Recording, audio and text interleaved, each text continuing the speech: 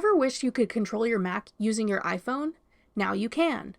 I'm Jessica, and in this video, I'll show you how to use your iPhone as a remote control for your Mac.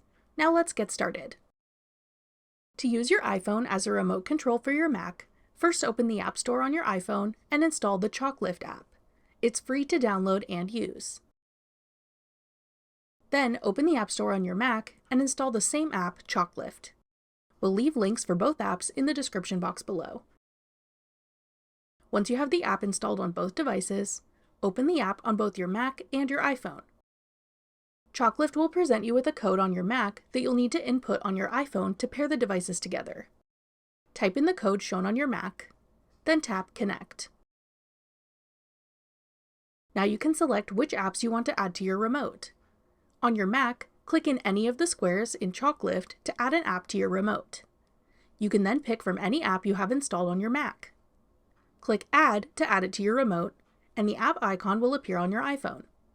This will allow you to open and close apps on your Mac without having to click anything. Continue adding all the apps you'd like to include. Then simply tap one of the app icons on your iPhone to open the corresponding app on your Mac. You can also use this to switch between apps you already have open and bring whatever app you select to the front. If you want to minimize an app, swipe down with 2 fingers across your iPhone screen to minimize whatever app is currently at the front of your screen on your Mac. This is a super handy productivity tool that can be customized to your own needs and workflow. That's all it takes to use your iPhone as a remote for your Mac. Want to control your iPhone from your Mac? Check out this tutorial next. Click the video on your screen now to watch. Thanks for watching. If you found this video helpful, we'd love it if you'd hit the like button below and subscribe to our channel. We put out great new tech tutorials like this one every day.